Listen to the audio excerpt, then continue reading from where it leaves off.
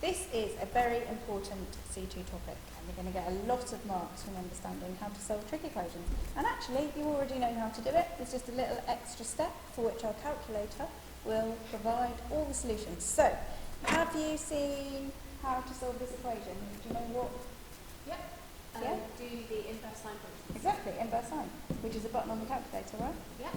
So, if we get our calculators out, I'm just checking that I'm in degrees, and the way to check that you're in degrees is to press Shift first of all, and then Shift menu.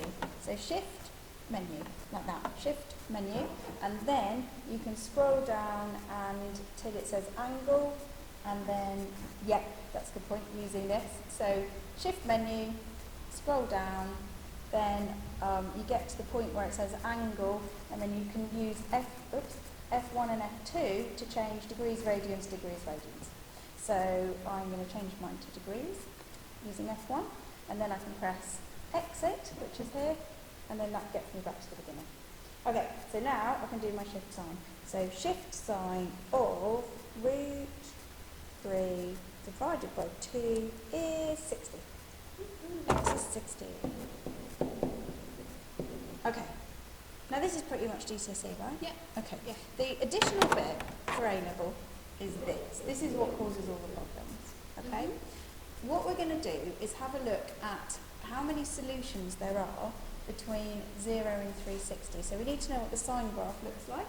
You've probably already seen it, to be honest, at GCSE. It looks like this. Yeah. This is 360. This is 180.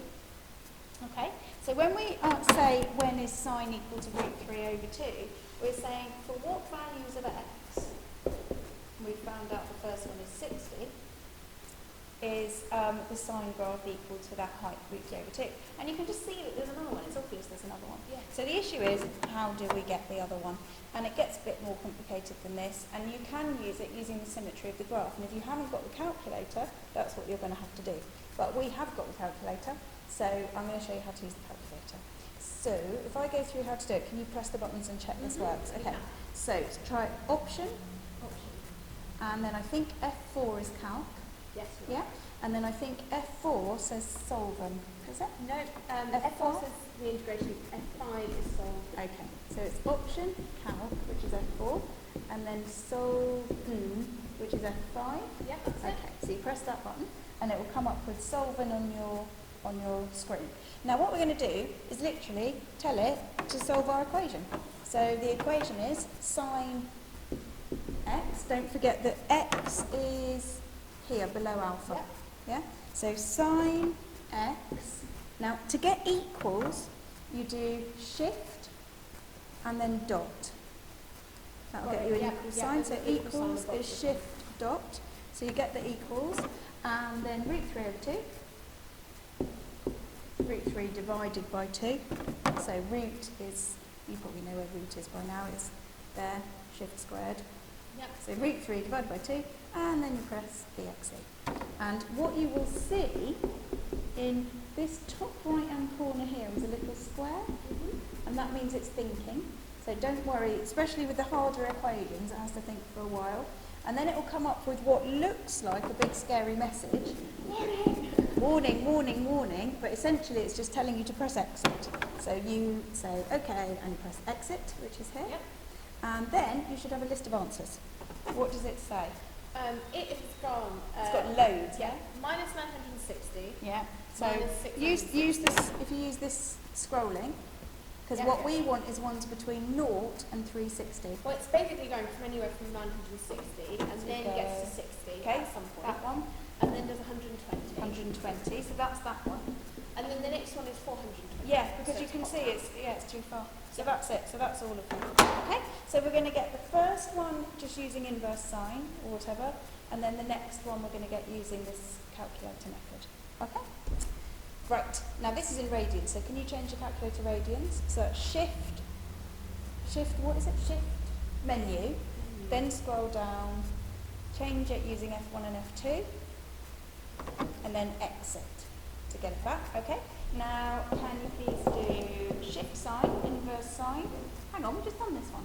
We have, yeah. Oh, but we're not in, I know why we're doing it, because we're not in degrees anymore. So now what does it say? What does it say now?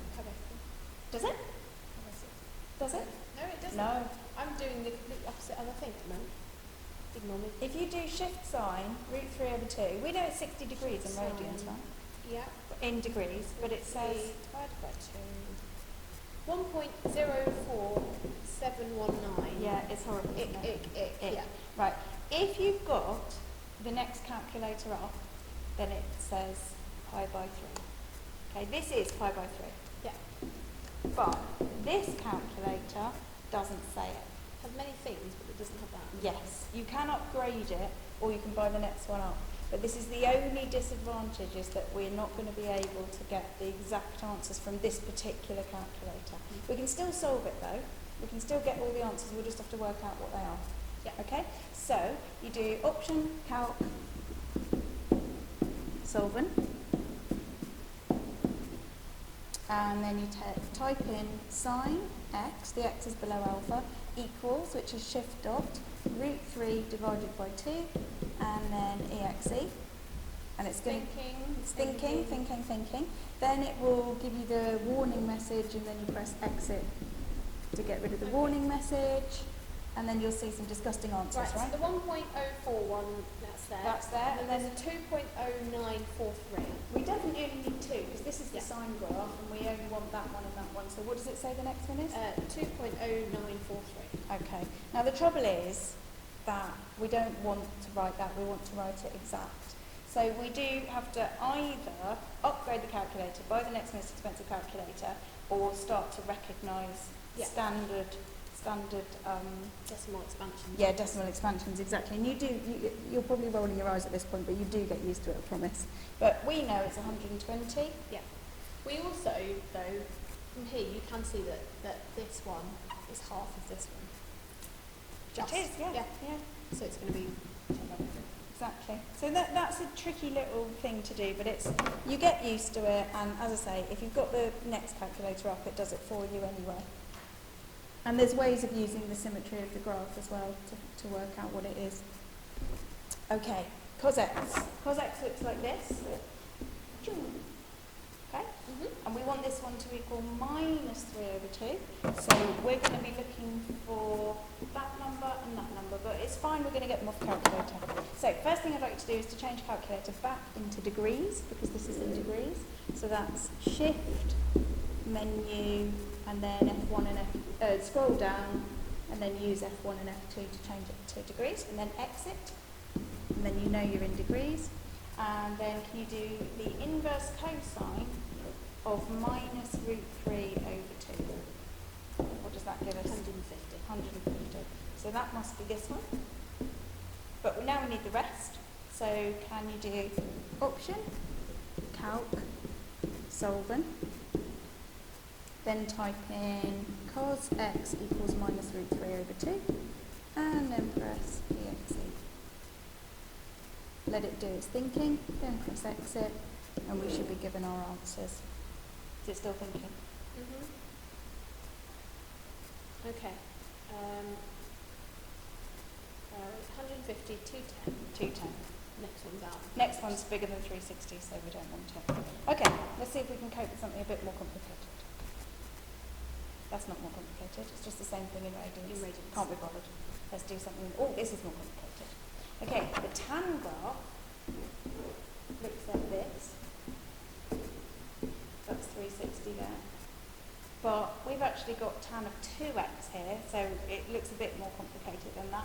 But it's fine, we can do the same thing as before. So, are we in degrees?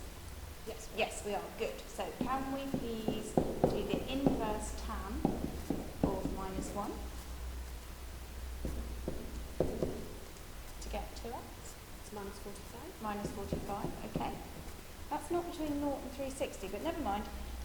So, x is minus 22.5. Okay, but that's no good to us actually, because it's not between 0 and 360. So let's ask the calculator what the answers are.